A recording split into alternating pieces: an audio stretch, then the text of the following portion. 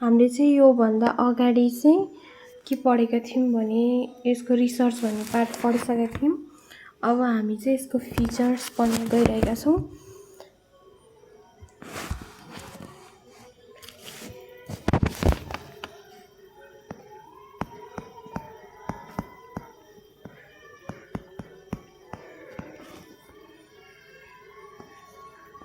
अनुसन्धानका प्रकृति हामी यसलाई फिचर्स, नेचर्स, क्यारेक्टरिस्टिक्सहरु भन्न सक्छौं। यसमा चाहिँ मैले एउटा ट्रिक चाहिँ मैले एउटा युट्युबकै एउटा भिडियोबाट देखेको थिएँ एकजना सरको।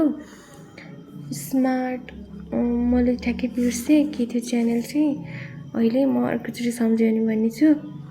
त्यो त्यहाँबाट चाहिँ मैले यो लिएको हो। त्यहाँ चाहिँ के थियो भन्दाखेरि सिस्टोम्याटिक रिसर्च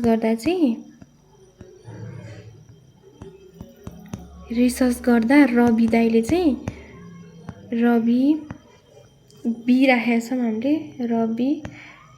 रवि दाइले चाहिँ गोल्ड भेटाए भन्ने थियो त्यहाँ चाहिँ। अनि मैले चाहिँ त्यहीबाट इन्स्पायर थोरै त्यो रिमेम्बर गर्न चाहिँ याद गर्न थोरै सजिलो हुन्छ भनेर सिस्टोम्याटिक रिसर्च गर्दा चाहिँ रवि दाइले गोल्ड भेटाए भन्ने थियो। त्यहीलाई हेरेर मैले गर्दैछु। अनि सिस्टोम्याटिक हामी चाहिँ पहिला यसमा सिस्टोम्याटिक हाम्रो चाहिँ नेपालीबाट भएको भएर चाहिँ सिस्टोम्याटिक अन्त यसलाई चाहिँ क्रमबद्ध गरे हैन। यो सिस्टोम्याटिकको भयो। अब मैले चाहिँ यो आरबाट अब यो रिसर्चको चाहिँ अर्थ छैन भनौं न।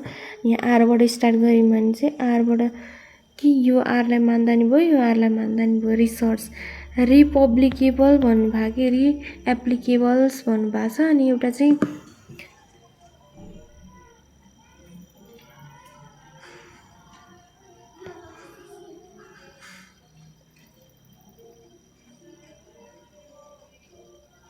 रिपब्लिकेबल्स भनेर भन्नु भएको छ। यो चाहिँ दोहोरो प्रयोग गर्न सकिने हुनुपर्छ रे के दोहोरो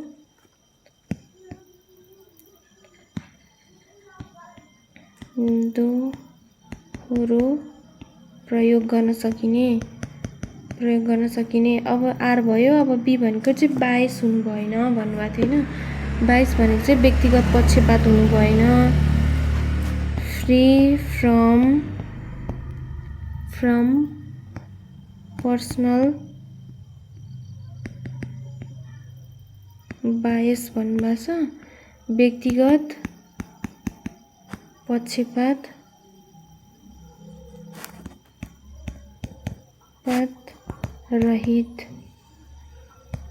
रहित हुनु पर्यो। अनि अर्को भनेको छ अब बी ओ को नि बाँकी थियो सरी ओ को नि बाँकी थियो। ओ को चाहिँ अब्जेक्टिभ हुन्छ। अब्जेक्टिभ भनेको चाहिँ तार्किक र वस्तुपरक भन्ने हुन्छ। वस्तुपरक हुन्छ नेपालीमा चाहिँ वस्तुपरक भन्ने हुन्छ। यसको चाहिँ म पछि एक्सप्लेन गर्छु पहिला। अब हामी आई यसमा चाहिँ आई हैन कि हामी चाहिँ यहाँ एल भनेर सम्झिन सक्छौं।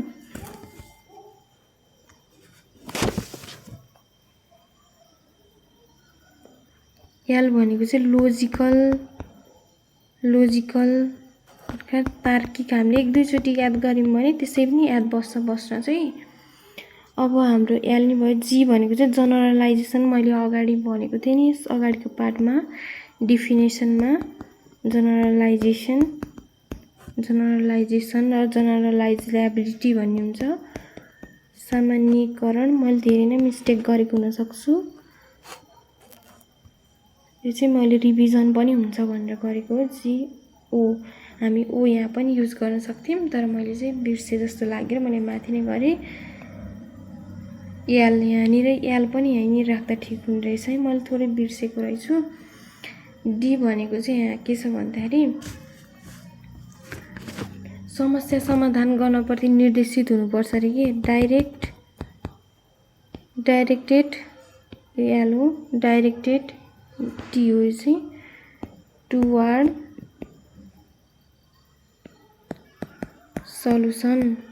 सल्युसनसँग चाहिँ डाइरेक्ट हुनुपर्छ रे के प्रब्लमहरु चाहिँ।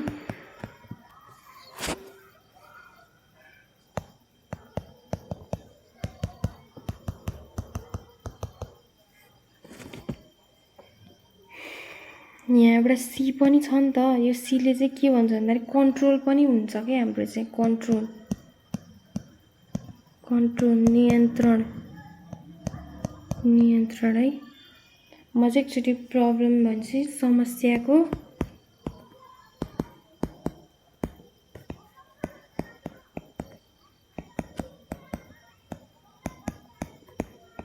प्रति निर्देशित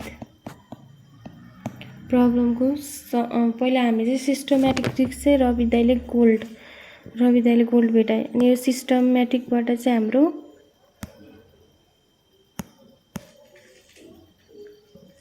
सिस्टमेटिकबाट चाहिँ के आयो भन्दाखेरि यो सिस्टमेटिकबाट चाहिँ हाम्रो क्रमबद्ध भन्ने आयो। अनि आरईबाट चाहिँ रिपब्लिकेबल्स भन्ने आयो। अनि यो सीबाट चाहिँ के आयो भन्दाखेरि नियन्त्रण कन्ट्रोल भनेर आयो। त्यसै गरी ओबाट यहाँ ओ हो नि, ओबाट चाहिँ हाम्रो अब्जेक्टिभ्स आयो। बीबाट एउटा चाहिँ व्यक्तिगत पक्षरहित हुनु पर्यो, व्यक्तिगत पक्षपात रहित हुनु पर्यो। जी भनेको जनरलाइजेसन्स भन्ने आयो, जीबाट जनरलाइजेसन। अनि एलबाट यहाँ एलबाट चाहिँ हाम्रो के आयो भन्दाखेरि लोजिकल आयो, लोजिकल तार्किक हुनु पर्यो रे। डी भनेको डाइरेक्ट चाहिँ प्रब्लम सल्भ गर्ने खालको हुनु पर्यो रे। यो रिसर्च चाहिँ सिस्टमेटिक भनेको चाहिँ एउटा पहिला चाहिँ स्याम्पल तयार गर्नु पर्यो, त्यसलाई के छ प्रब्लम, त्यो चाहिँ सिस्टमेटिक हुनु पर्यो, क्रमबद्ध हुनु पर्यो रिसर्च चाहिँ है। दोहोरो प्रयोग फेरि एकजनाले गरेको रिसर्च चाहिँ फेरि अर्को व्यक्तिले त्यो रिसर्चलाई चाहिँ प्रयोग गर्न चाहन्छ भने त्यो चाहिँ फेरि प्रयोग गर्न सकिने खालको हुनु पर्यो रे। अनि व्यक्तिगत पक्षपात रहित हुनु पर्यो रे, पक्षपात नगरिकन त्यसलाई चाहिँ त्यो रिसर्चलाई चाहिँ अगाडि बढाउनु पर्यो। अनि हाम्रो नियन्त्रण यदि कुनै पनि हामीले निकालेको रिसर्चको रिजल्ट र हामीले पहिला हामीले अनुमान गरेको रिसर्चमा धेरै डिफ्रेन्स आयो भने चाहिँ त्यसलाई पुनः चाहिँ हेरेर त्यसलाई कन्ट्रोल गर्न सक्ने खालको हुनु पर्यो। वस्तुपरक भनेको चाहिँ छोटो हुनु पर्यो, एकदम लामो हुनु भएन, भास्ट हुनु भएन, अब्जेक्टिभ क्वेसनहरू जस्तै सरल खालको हुनु पर्यो।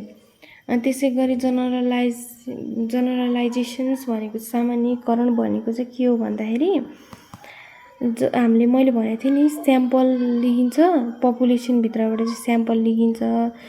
त्यो स्याम्पलबाट गरेको रिसर्च चाहिँ फेरि पुनः पपुलेसनमा नै युज गर्न सकिन्छ भने त्यो चाहिँ जनरलाइजेसन हुन्छ क्या रिसर्चमा।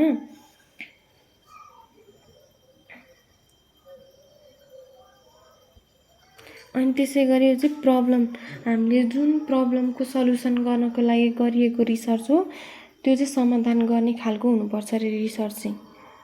हामीले चाहिँ यति जान्यौँ भने पनि पुग्छ कि हामीलाई फिचर्स भन्दा पनि अरू कुराहरू रिलेट गरेर पढ्नुपर्ने हुन्छ। फिचर्स चाहिँ हामीले यसो हामीले अनुमान गऱ्यौँ भने पनि आउँछ कि के चिज हुनसक्छ नि त रिसर्चमा भनेर सोच्यौँ भने पनि हुन्छ कि रिसर्च चाहिँ मान्छेहरूलाई पक्षपात गर्नुहुन्न, छोटो मिठो हुनुपर्छ। अर्को भनेको सिस्टमेटिक हुनुपर्छ।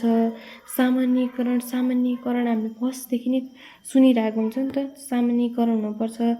रिसर्च चाहिँ समस्या समाधान गर्ने खालको हुनुपर्छ। यतिकै पनि याद हुन्छ कि हामीलाई फिचर्स चाहिँ। अब हाम्रो नेक्स्ट टपिक चाहिँ के हो भन्दाखेरि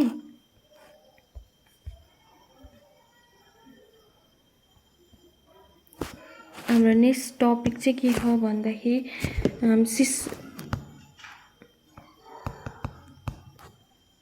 साइन्टिफिक रिसर्च। हामीले चाहिँ मैले चाहिँ किन इङ्ग्लिसमा पनि वर्ड लेखाइरहेको छु भन्दाखेरि हाम्रो चाहिँ यहाँ धेरै इङ्ग्लिसको टर्महरू पनि आउँछ नि त, इङ्ग्लिसमै आउँछ अहिलेसम्म त क्वेसन। अनि त्यसले गर्दा चाहिँ हामीले नेपालीको साथसाथै इङ्ग्लिसमा पनि पढ्नुपर्ने हुन्छ। वैज्ञानिक अनुसन्धान भनेको चाहिँ मैले एउटा डिफिनेसन बनाएको छु, थोरै बुकको पनि मिक्स गरेको हुन्छु मैले चाहिँ। त्यसै गरी आफै बनाउने कोसिस गर्छु। निश्चित तरिका एवं तर्कका आधारमा बद्ध रूपमा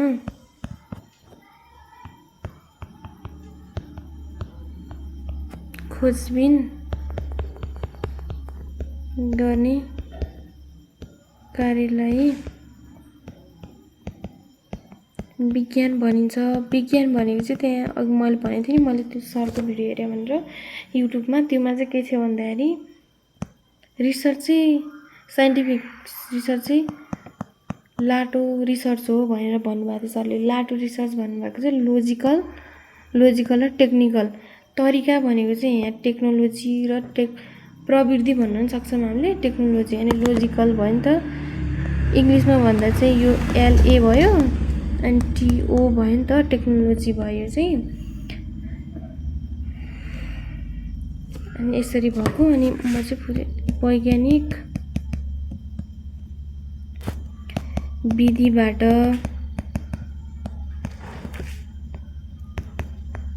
क्रमबद्ध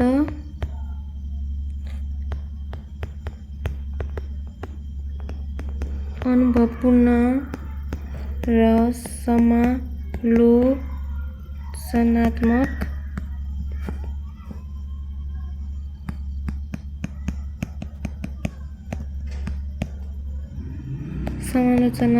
र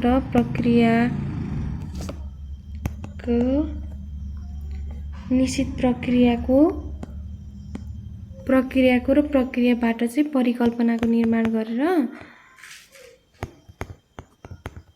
परिकल्पनाको प्रयोग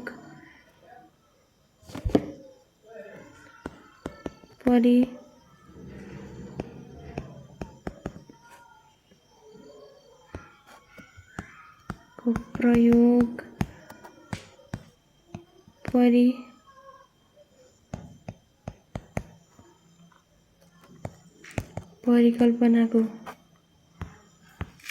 परीक्षण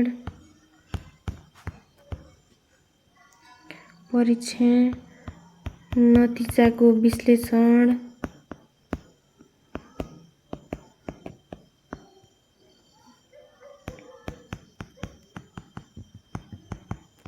निष्कर्ष निकाल्ने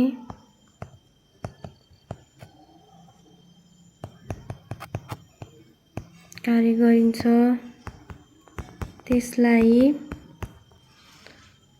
त्यसलाई वैज्ञानिक अनुसन्धान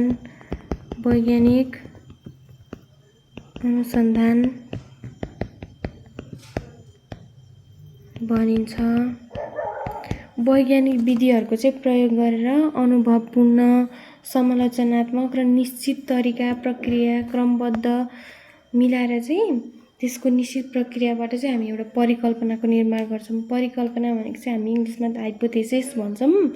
हाइपोथेसिस भनेको चाहिँ के हो भन्दाखेरि हामीले कुनै पनि काम गर्नुभन्दा अगाडि चाहिँ त्यसलाई के रिजल्ट चाहन्छौँ नि त्यसको हामीले परिकल्पना गरेर प्लान बनाउने काम नै परिकल्पना हो। परिकल्पना भन्नाले चाहिँ अब जस्तो कि अब हामीले कुनै रिसर्च रिपोर्ट बनाउने बेलामा पहिलाको मान्छेले कसरी बनाएको थिए भनेर हेरेर त्यस्तै तरिकाको बनाउने कोसिस गऱ्यौँ नि त, त्यो चाहिँ हाम्रो परिकल्पना हो। पहिलाको हाम्रो दाइ दिदीहरूले गर्नुभएको रिसर्च चाहिँ परिकल्पना हो हाम्रो लागि। अनि परिकल्पनाको निर्माण, नतिजाहरूको विश्लेषण गरेर निष्कर्ष निकाल्ने कार्य चाहिँ अनुसन्धान हो। पहिला चाहिँ हामी एउटा निश्चित विधिहरूको प्रयोग गर्छौँ जुन चाहिँ अनुभवको अनि क्रमबद्ध र समालोचनात्मक तरिकाले गर्छौँ। त्यो चाहिँ विचार गरेर गर्छौँ, निश्चित तरिका प्रक्रिया मिलाएर गर्छौँ।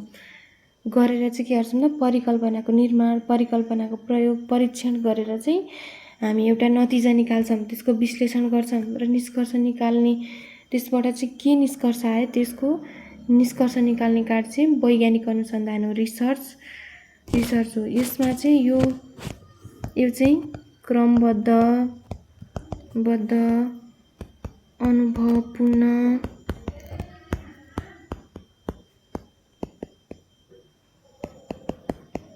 समालोचनात्मक र परिकल्पनामा आधारित हुन्छ है।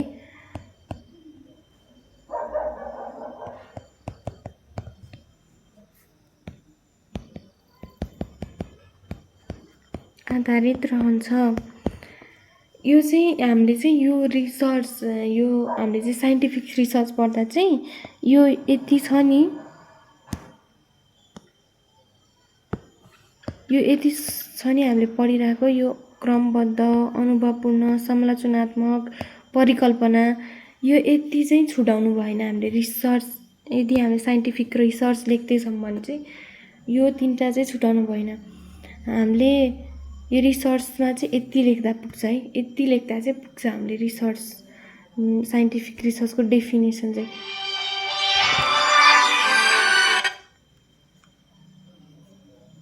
अब हामीले यहाँ माथितिर नै हेरिरहेछौँ है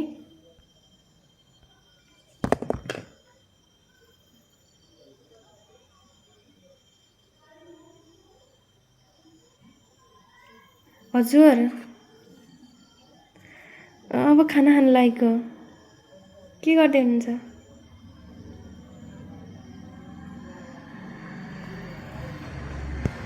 हजुर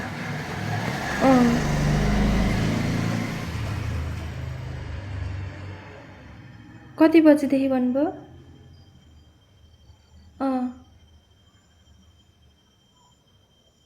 ए भोलिदेखि चाहिँ 10 बजे ए 10 बजेतिर आउनु पऱ्यो है हुन्छ हस् हुन्छ ए हुन्छ हस्